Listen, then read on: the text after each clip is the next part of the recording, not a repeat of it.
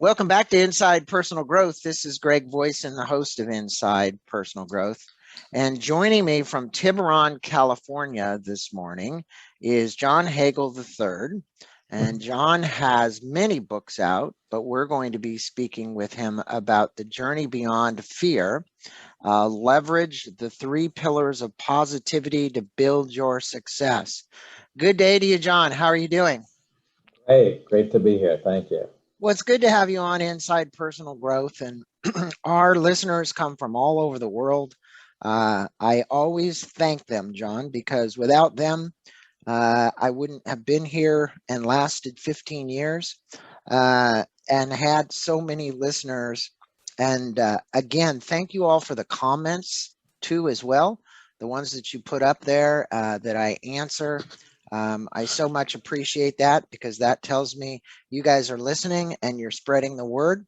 I also want to thank SoundCloud because we get so many additional subscribers through there as well. So again, my little commercial this morning to the people out there. Thank you, thank you, thank you for listening, and the audience continues to grow. But this is a fascinating book, and John, I'm going to let the listeners know a little bit about you. John Hagel III is an entrepreneur and renowned business strategist. He served as partner at McKinsey & Company, where he helped open the Silicon Valley office and launched 2 new practices, including the firm's electronic commerce practice. At Deloitte, he established and ran the Center for the Edge, a global research center which identifies emerging business opportunities that should be on the CEO's agenda. He's been on a journey beyond fear in his own life, a journey that led him to Silicon Valley, where he has lived for the last 40 years. Although his work takes him to all parts of the world, he's also a prolific writer, and he has 8 other books. And for all of those individuals who want to learn more about John's other books, because there's many out there, just go to John Hagel, that's JOHNHAGEL.com. Visit his website. He's actually got a new website that he's coming up with, and that's the Center for the Edge. Is that correct? Is that your Beyond the Edge? BeyondOurEdge.com. BeyondOurEdge.com. Not fully up yet, right? Still working on it. But go to the website, learn more about John. He is definitely a prolific author, speaker, and somebody who sees around corners, I would say. Now, what I like, John, is the fact that a lot of authors aren't as vulnerable as you were in the introduction of the book. And thank you for doing that. And I think as we get a little bit older, you and I were sharing our ages, it's important that we become a little bit more vulnerable and we tell our story because our story is who we are. And you speak in the introduction about how much you moved around with your father being an executive at Mobil Oil. Your mother was well educated and she pursued a career at the State Department. But because of your father and the number of times you guys moved around, she became a bit angry because she had to give up her career. And I know that this, no matter what happens in our lives, I mean, my childhood was dotted with a different story, but the story is really around the fear, but also around not being enough. And, you know, I had the same not enough story, right? And it does influence us. It influences us to become drivers, to succeed, to want to do things that maybe we wouldn't normally do. But if you would tell a little bit about that story and how it really influenced you and kind of your relationship to fear. Sure. No, it's important to me that's part of the book in terms of my own journey beyond fear, so that people can understand that I'm not just talking in the abstract. I've been through it myself and learned a lot of lessons along the way. You know, the childhood was challenging. at one level, it was stimulating. I was seeing different countries virtually every year, so had a global upbringing. But my mother did have anger issues, and it wasn't just that she had given up a career to be with my father. It turned out that as a child, she had had a lot of issues in being raised, and was angry about that as well. So she had anger already. It was intensified as we moved around, and she took it out on her children. I mean, I have a sister, the two of us traveling the world with her, and she would just go into these rages. And basically, one of my early memories was her at the top of the stairs yelling that she wished I had never been born, that I was such a burden, and life would be so much simpler without me. And so it was a constant barrage of, that I was a burden on her. My needs didn't matter. It was all about serving her needs. And then my father, who was a gentleman, he responded to this anger by retreating, by withdrawing. He went to his study, he went to his stamp collection, and ultimately went into other things like alcohol to escape from the anger. But the bottom line is I felt abandoned. Here I was facing all this anger and nobody to protect me. And because we were traveling around the world, there was no extended family that I could turn to, or no sustaining network of friends. My friends were rotating constantly depending on what country I was in. So it was a very hard time for me. And, it basically, for much of my life, I came away with the belief that my needs did not matter, and that it was fear about, that I wouldn't be supported and protected in the way that I needed to be. And so it was challenging, but it definitely left a strong mark on me, and I think shaped a lot of my early life. Well, it also sounded to me as if it was never being enough for your parents, or maybe your mother, maybe not your father so much, but your mother in particular. And that can leave an indelible imprint. Is there anything around that that you carried forward that you know today at your wise older age, that you would relate to our listeners about? Because we have a lot of authors that come on here and speak just about that topic. Because in the personal growth arena, it is a big issue for, I would say, almost everybody. But, it depends on how bad it was. Yeah, well, I mean, it basically left me with the belief that, again, my needs didn't matter, and my whole goal, I strived throughout my childhood to impress my parents. They were both very encouraging about academic work, and wanting me to pursue academic degrees. And I did as much as I can to be a top student all the way through. But again, it didn't answer my need of having parents who really were there to support me and show the love that I needed. So, but it left me with a belief that my role in life was to serve the needs of others, that it was all about just finding people who had a problem and helping them, and doing it. The other thing that it left me with was the view that emotions were dangerous. Because the only emotions I was really exposed to were bad emotions of anger and abuse. And so I didn't want to engage in emotions with anybody. I just wanted to engage with the mind in terms of solving analytic problems and helping them to come up with better answers. Well, and you became damn good at it. And so a question still on this line. Are your mother and father still alive? No, they passed away. So okay. And have you, or did you, or were you able to try and meet and resolve some of those feelings that you had about your mother with your mother? Or was it just this long protracted thing that usually happens where, even on her deathbed, you're not quite, it's not all resolved. That happens a lot. No, it's complicated. I mean, I did over my life come to recognize that she loved me very much in the best way she could. It just wasn't the way I needed to be loved. And, you know, I did have conversations with her when I was older about the anger that I experienced as a child and how hurtful it was. And she was in denial about it.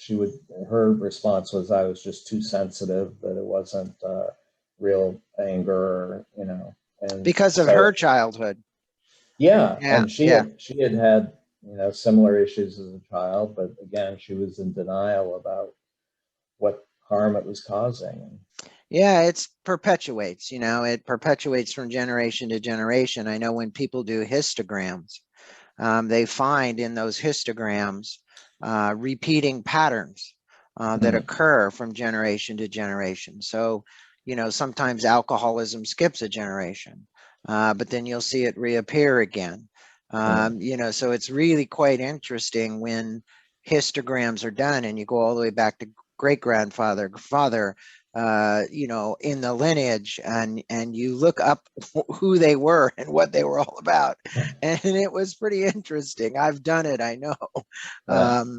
Now, you know, you transitioned, and obviously quite successfully, into this career in Silicon Valley for the last 40 years. And Silicon Valley is a pretty high pressure moving place, and many people that are there, you know, when you have a big, hairy, audacious goal and you step into Silicon Valley to go do something, you can't say that there isn't some fear. Fear from competition, fear from getting it right, gathering investors, dealing with other people's money. It comes from every area. And you state that human beings react to pressure and change in predictable ways. You obviously have watched the behavior of these individuals, and you saw predictable ways in which they react. How do they react that creates what I'm going to call adversity in their lives? You know, you've been with executives, that's what you do, you're a consultant, you get to hear the behind the scenes stories that a lot of people don't get to hear. So tell us a little bit about that. Yeah, I'll say first of all that my experience while I'm based in Silicon Valley, I work with clients all over the world, so I've got a global kind of experience in terms of what the impact of fear is. And I would actually say the impact of fear is much greater outside Silicon Valley for reasons we can go into. But broadly, and the reason for writing the book was that as I was traveling around the world, and this was 3 years ago, I was experiencing fear as the dominant emotion of everyone, senior leaders down in the front lines, out in the community. And the challenge, I think there are reasons for fear. I think that we're in a more and more challenging world at one level. So I view the fear as understandable. But the problem is that fear, I think, is for all of us as humans, has certain natural kinds of consequences. One thing is we tend to shrink our time horizons. If we're afraid, we can't look ahead. We just focus on what's happening at the moment because that's so scary. We have to put all our attention on what's happening at the moment. We become much more risk averse. We adopt what I call a zero-sum view of the world.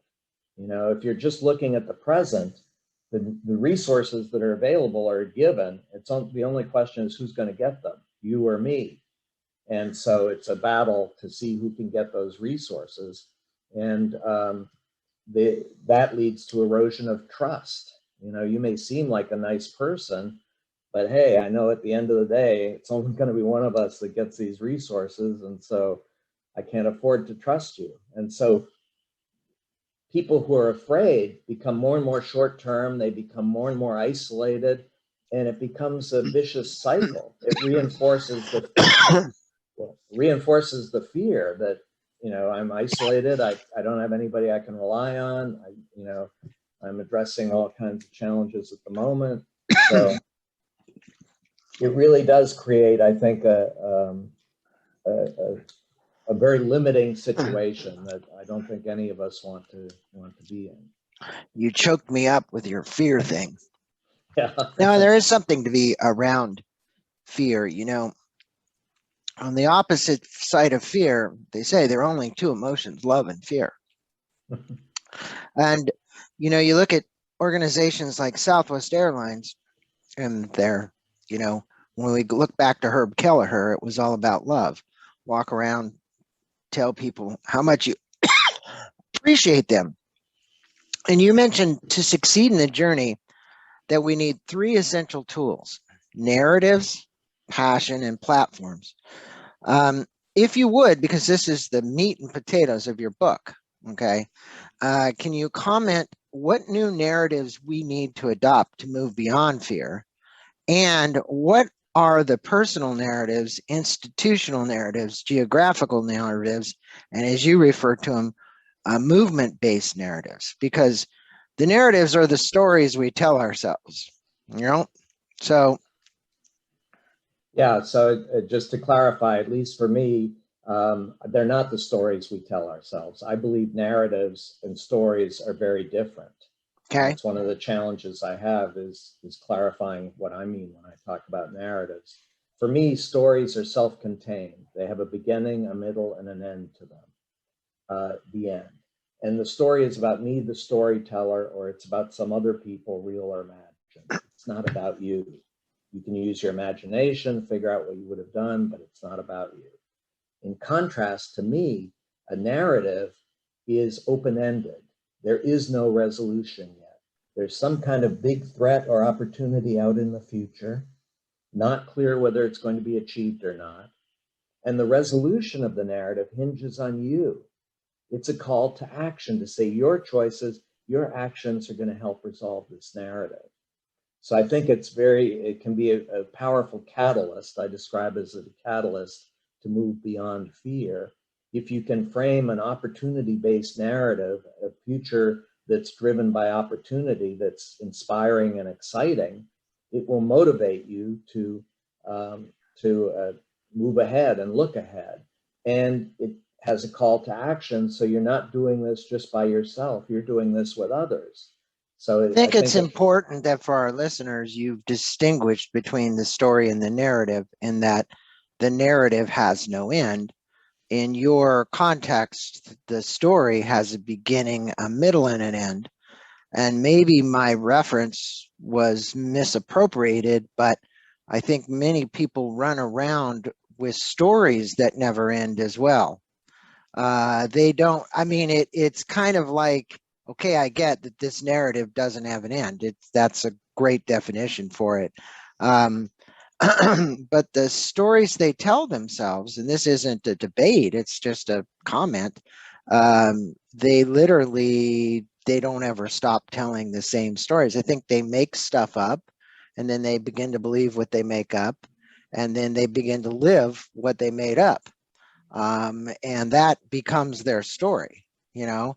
It's the woe is me person, you know what I'm talking about, right? Yeah, exactly. Now, again, we all have different definitions. In the psychology profession, personal narrative is a big topic for psychologists. But when they ask about your personal narrative, it's tell me about your past. How did you get from where you were to where you are today?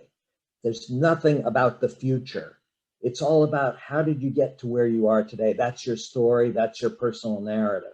For me, the narrative is all about the future. What is your view of the future? Is it primarily driven by a threat or opportunity? And if so, which threat or which opportunity? And do you have a call to action to others? Are you asking for help from others? Or are you trying to do this all by yourself? And yeah, so I think that is a huge distinction, and it's a great distinction for the book. How do you recommend crafting a powerful opportunity-based narrative?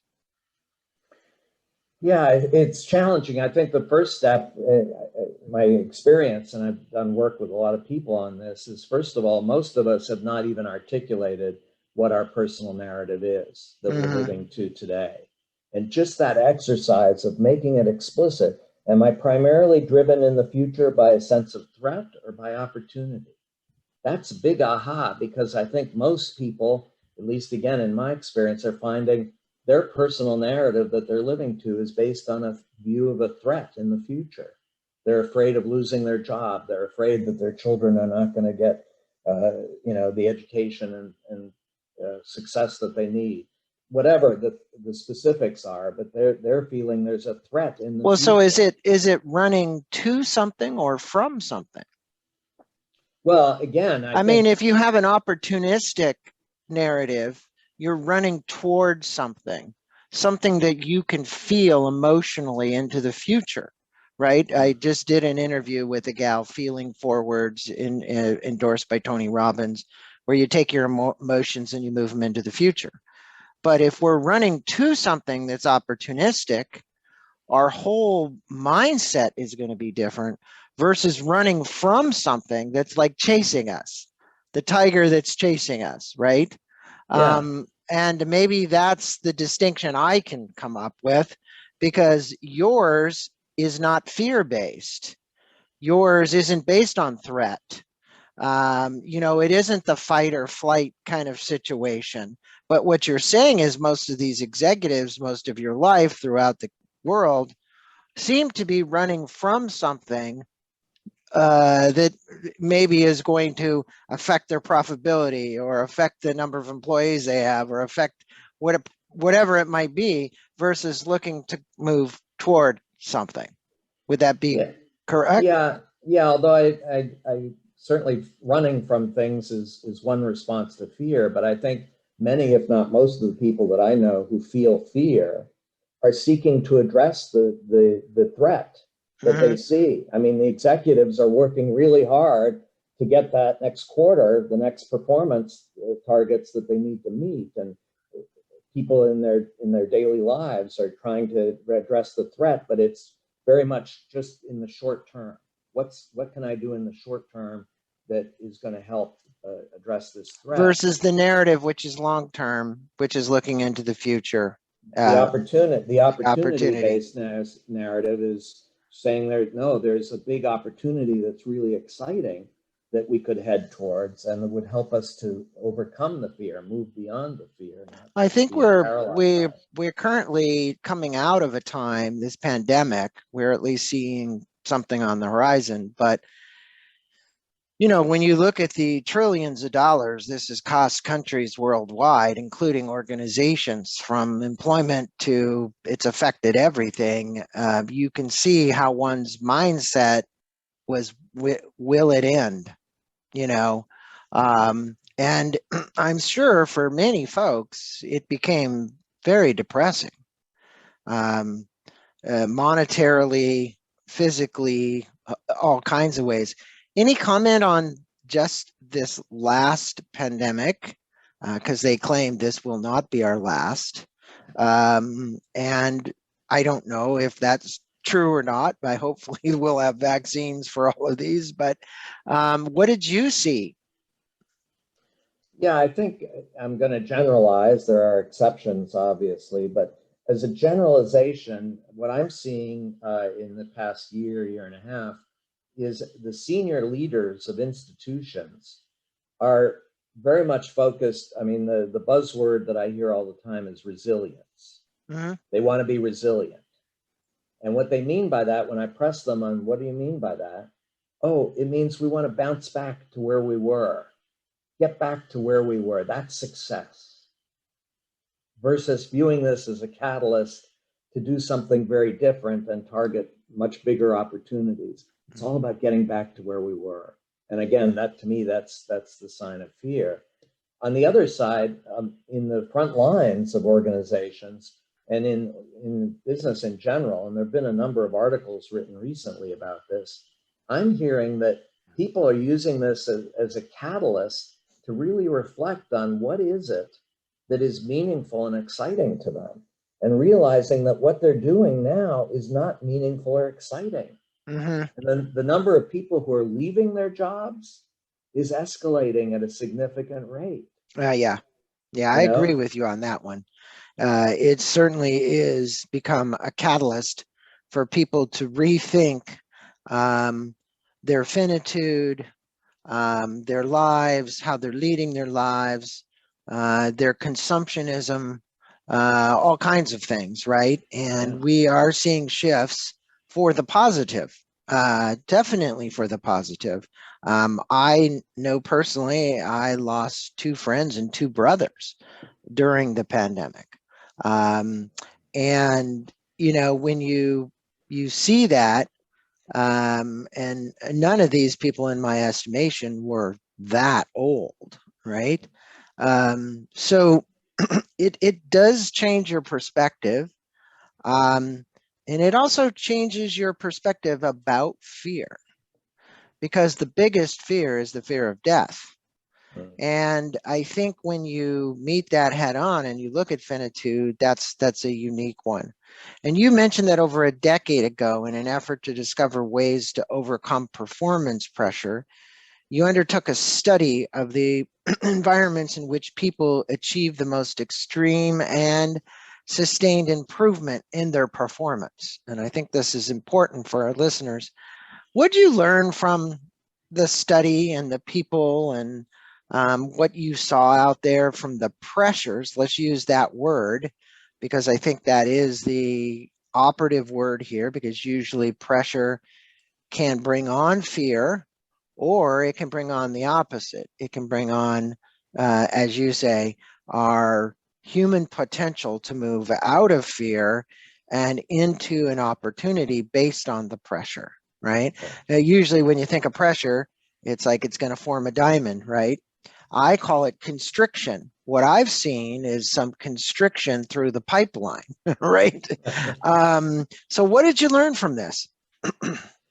It was a big eye-opener for me, because I was looking at some very diverse environments, everything from extreme sports to online war games where, you know, you're under a lot of pressure, you're going to die if you make the wrong move, at least virtually, and in the business world. And what I found is, despite all the diversity of those environments, the participants in those environments all of them had a very specific form of passion.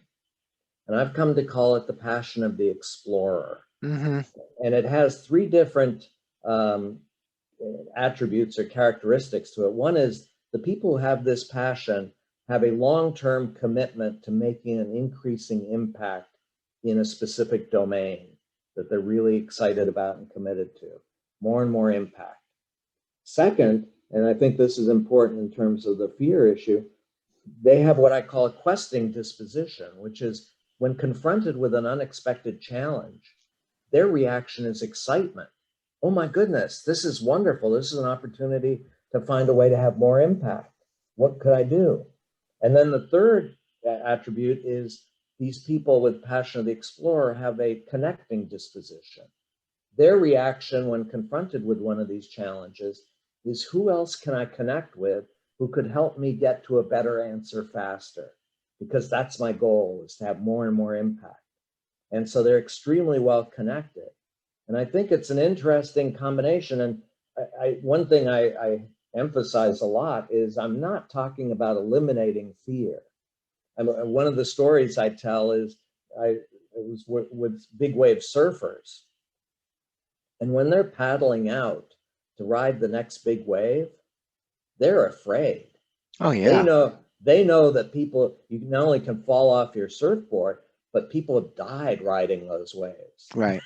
It's very scary.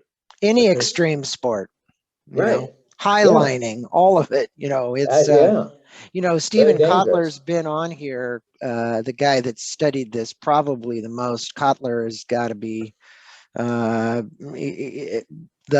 best at this, you know, and he would say in the last book, which was The Art of Impossible, I don't know if you've read that one or not, but just like what you're saying, because he studied so many people in extreme sports, didn't matter if it was skiing or surfing or in everything, right? And the the chemicals that are being released in the brain for people to do that are completely different than potentially maybe how you and I might approach that. But he did give a little bit of a insight here, John. He said focus is for free. Curiosity is the next step. He actually took and made a string. Curiosity. The curiosity, then look for your three passions. And you talk about this, the passion matrix. Find out where those three passions are and then define your purpose. Then your purpose ends up allowing you to define these goals. The goals then allow you to define some proximal goals to be able to achieve that. And then after that, you then have to apply grit and determination to stay the course in the process of that. So what he found during almost everybody was, hey, there's curiosity, right? Anybody out there, you're speaking about people with passion. People with passion have curiosity. That's one thing that keeps them going. They're very curious individuals usually. They're always trying to solve a problem or do something. But I like how he strung it together. And if you would speak about the passion from the two dimensions, time frame and improvement of the goal, and the differences you notice in working with passionate people, because that is part of your passion matrix. You call it why the passion of the explorer is so powerful. That was one of your chapters, actually, right? Yeah. Yeah.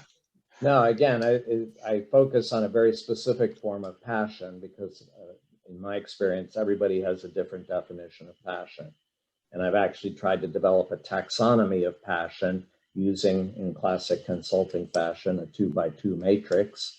Right. And on one dimension, focusing on the time frame. Is it a short-term focus or a long-term focus? And then focusing on what's your improvement goal. Is it primarily to learn in the form of just absorbing existing knowledge, or is it to have more and more, contribute to have more and more impact in whatever area you're passionate about? And I think that that can differentiate significantly many different forms of passion, but I'm focused on one form, the passion of the explorer. And my belief, at least, is we all have the potential for that passion. Oh, of course. Well, I get a lot of pushback from many people saying, come on, John, some of us are capable of passion, but most of us just want to be told what to do and have the security of a good income.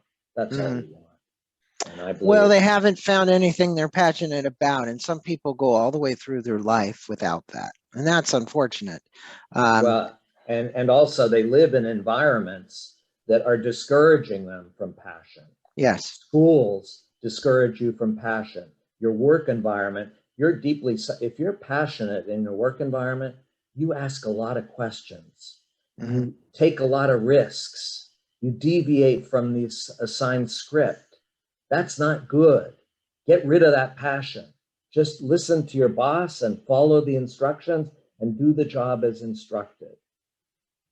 And I think if you're engaged in an entrepreneurish organization where that kind of behavior is seen as positive, that's good.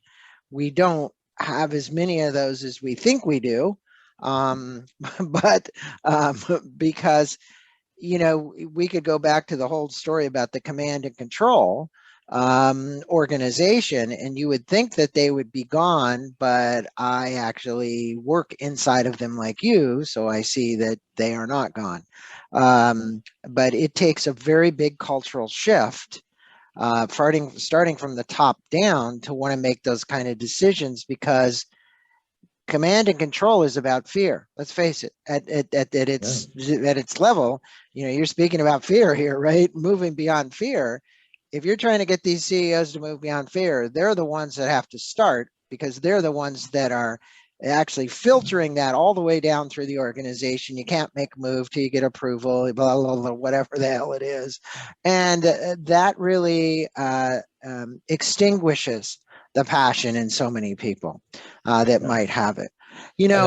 I would just say to that comment on that, one of the key objectives or hopes that I have for the book is, for decades, we've had a whole set of initiatives that have fallen under the broad umbrella of human potential, human growth. We all want to help individuals address challenges and obstacles they're facing in their lives. Right.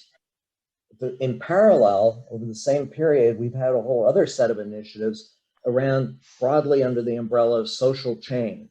It's changing the institutions we have, the communities, the environments, the economy. Interesting thing, those two sets of initiatives have rarely, if ever, intersected. It's either all about the individual or it's all about the environment. My belief, and a key goal again with the book, is to recognize that if we're really serious about the journey beyond fear, we can't just do this as isolated individuals.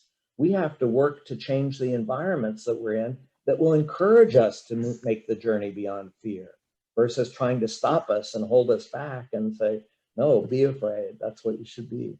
Well, it's true. There's the personal level, and then there's organizational level. And like you say, if you can't make the shift where the people work into an organization that embraces allowing people to express their passion and explore their passions and do what they'd like to do, then you're going to be hard pressed to change the outcome of the organization, right?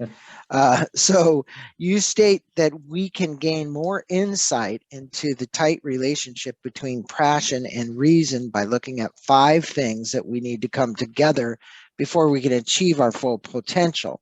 Can you discuss the 5 things that we need to come to, that we would need to come together, that need to come? You just talked about 2 of them, right? So, well, so the key here is, again, I'm trying to address a lot of resistance that I encounter, which is many people believe passion and reason are in opposition to each other.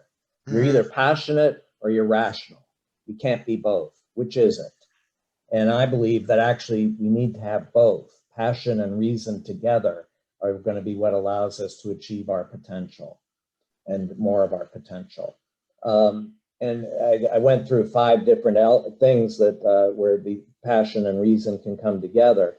One of them is focus. If you're really going to achieve more of your potential, you have to have focus. You can't just be spread over everything all at once. Agreed. And passion gives you the ability to focus on the thing that you're really excited about. It really forces you to identify what is that exciting thing that I'm really going to focus on. That wildly important goal, that one thing you want to do, that passion, that purpose. Because you ask people, you also say, help people to relate to their passion by asking them the question that will inspire them to see the intersection of their passion and purpose in life. I was just talking about that with Kotler, going from our 3 passions, distilling them down and creating a purpose around that, something that's driving us. Can you share some of those questions that will ignite us finding our passion? Because, we as individuals, we out here, I have found, John, doing this for more than the 15 years of just being on the air. I've been in this field forever and ever. People need prompts. They need support. They need, because they don't know those questions. But here is someone who's asked those questions. You put it in a book. And I think even if you come up with some of them, it helps my listeners on the other end of this who listen to these podcasts actually go, great, I'm going to go out and buy the book because it's in there and that's what we're going to tell them to do. But on the other hand, sometimes they never buy the book, but I still want to help them. Sure. No, absolutely. But I will say it's challenging. I don't want to say it's easy. And it differs depending on whether you're younger or older. I had 2 daughters. My only advice to them when they were growing up was keep looking to find an area that really excites you, and don't stop until you find that area, and then find a way to connect with it. So it's looking outside yourself, really exploring and searching to see what is it that really excites you. Curious. Yeah. Continue to be curious. Continue to be curious. And then when you find it, find a way to make a living from it. Yeah. But then if you're older, okay, you've maybe had a lot of experiences. Then I think it's more looking within and reflecting on, throughout my life, what are the things that have given me real excitement? What are the things where I got really stimulated and excited and fulfilled? And what were those things? And often they may be several different things. I talk in my book about my journey and a lot of different things that excited me through my life. But when I reflected on it, I found that there was a common element in all those different things. They seemed very different at one level, but there was a common theme. A thread in the all of them. passion. A thread. Exactly. That was my passion. That was Yeah. what was really stimulating me. What would you tell people though, John, because you've had this happen, I've had it happen. We find that passion, and while it's a huge driver, we don't know how much money we can make at it. And I'm going to bring money into the equation. Yeah. And so we go, well, you know what? I have this job. It's paying me X. I'm happy and support. I'm going to put it aside because there's a fear about going for it. Yeah. And that fear is very real. They're supporting children. They're trying to do whatever they're doing. And they never get out of the rat on the wheel situation. It just goes around. I know this is a tough question, but what advice might you provide somebody who's listening to this now, who feels like they're doing this little rat on the wheel situation and they've had passions and they've let them go? Yeah, well, I certainly, again, recognize the challenge, and we all want to make a good living, both for ourselves and our family and those that matter to us. But on the other side, if we're spending our life, to your point earlier, there's been, finite life here. We're not going to be living forever. Why spend our lives doing the things that don't excite us and that actually make us stressed or depleted? And I think my advice, I'm a big fan of what I call small moves smartly made can set big things in motion. If you have found your passion, I'm not suggesting that you quit your job tomorrow and go somewhere else and maybe not earn anything. Mm-hmm. I'm suggesting, first of all, do a search to see if there are other jobs that really could address the passion that excites you. And if there aren't, start something on the side, in your evenings and weekends. And I think, again, I'm inherently an optimist, and I believe we're in an environment today where you can build a business in a very short period of time with very limited money if you're really passionate and excited about it. So start on the side, see what you can do, and if you can start to generate the revenue and income that you need, okay. And I see so many young people today, John, and I know you'd echo this. They're finding passions in ways, I watch these guys who are taking plastic out of the ocean and making all these great products, and they're cleaning up the ocean at the same time, and they're a nonprofit. And I own a nonprofit, and I know what it's like to have this passion around a nonprofit. And I would encourage anybody, whether it's, saving the animals to helping clean up the environment, if your passion is that, and you can't find enough time to go do it on your own, then get involved with an organization that is doing it and donate your time, because having that outside thing that keeps that passion alive, even if it's with a community of other people that already started it, I think it's very valuable. It's valuable for your sanity. It's valuable for the world. It's valuable to you because you're contributing back. It's really, what can I give back? Right. And I think that is really, really important. But to your point earlier, unless you're getting something in return for giving it back, you're not going to pursue your passion 24 hours a day or right. 18 hours a day. Correct. And my belief is we all as human beings should find a way to pursue our passion in all our waking hours. And yes, earn a living from it. And that's the key ultimately. Agreed. And that was the question I asked you, was how do I make that jump? And you gave me a great answer, which was small things can turn into bigger things. And there isn't anybody that knows that is somebody like myself who's been like a serial entrepreneur, had tons of downs and some ups and in-betweens and all over the place, lost millions of dollars doing things that I probably shouldn't have done, but it is the way that it is. And I always tell people it's either a learning lesson, you look at it, you can't look at it from a fear standpoint. And so that's the way you move forward. Now, John, you speak about learning platforms. That's one of the key areas. And learning platforms to most people are going to be thinking, well, it's an LMS or something like that. But you look at the role in amplifying our impact and accelerating our learning and performance improvement. Speak with our listeners about the aggregation of these platforms and how we can use these platforms for improving performance while connecting our narratives and our passion. Now, obviously, we know social media is huge. Those are some of the platforms, right? But there are other platforms. I mentioned one, I think, to you when we first did the little one about circle.so, which was a company that's out there bringing communities of people together with common passions and so on. And we're seeing all this.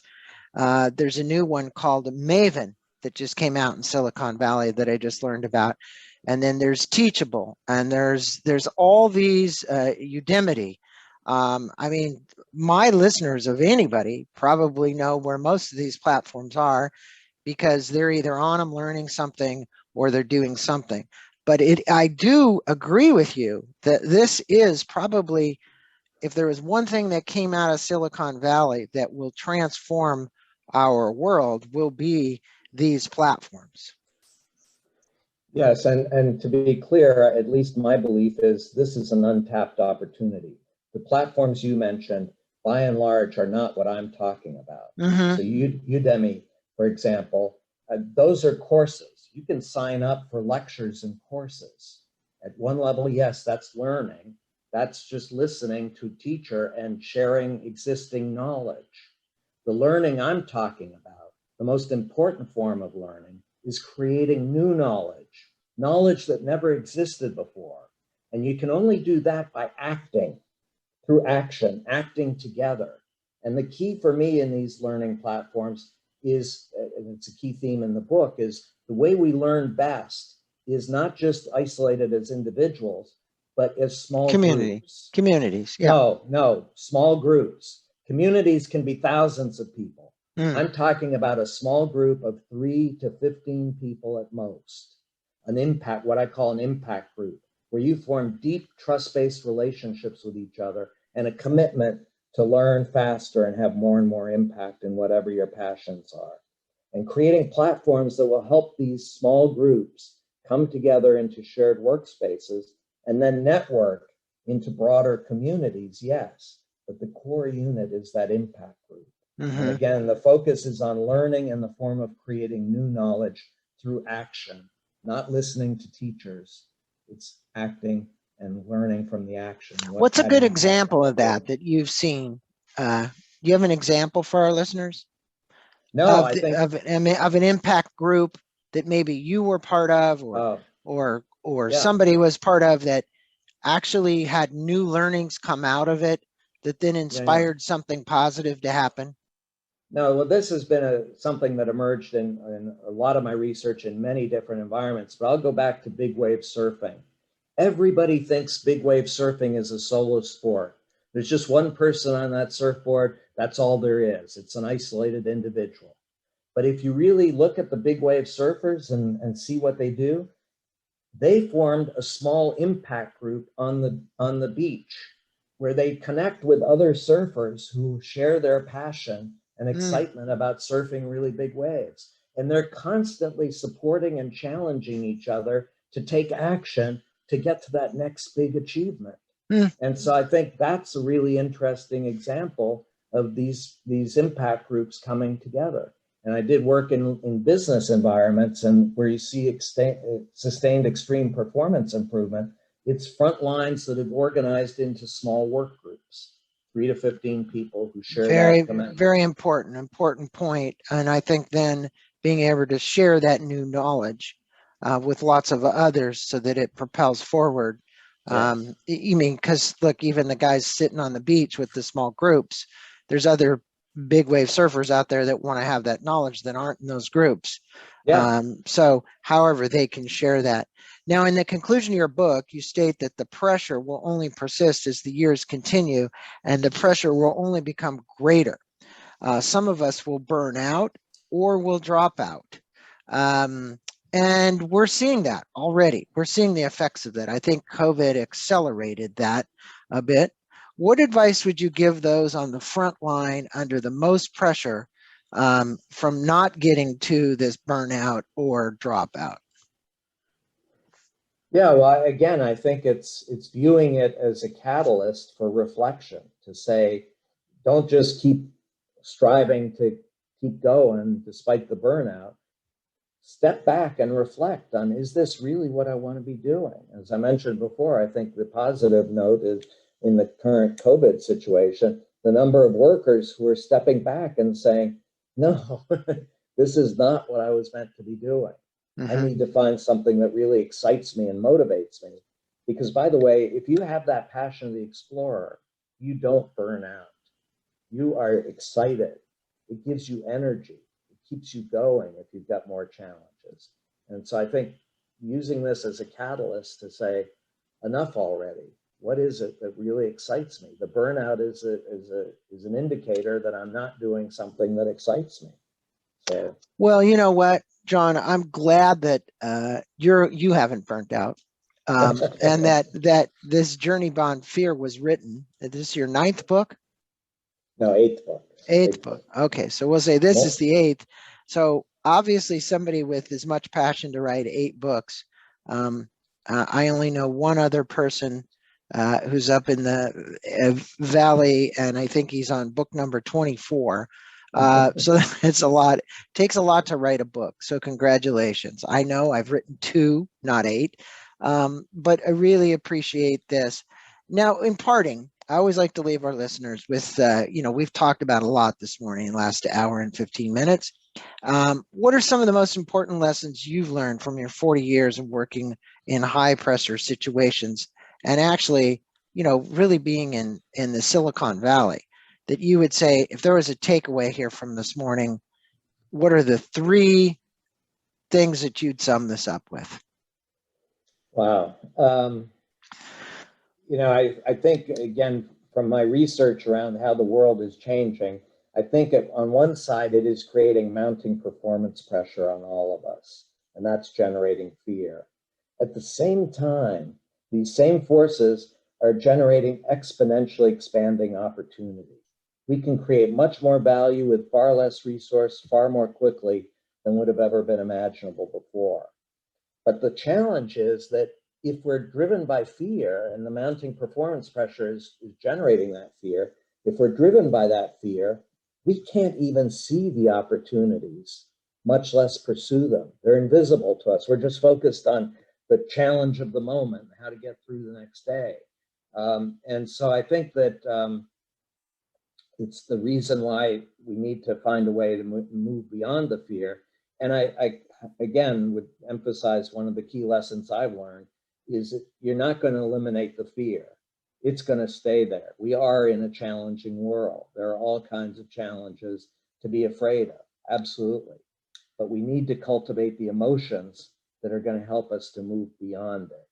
And that's what will drive success. So that's a great summation for this book, and it's an opportunity for everybody to not, as you said, don't just take the pages and read them, find a passion.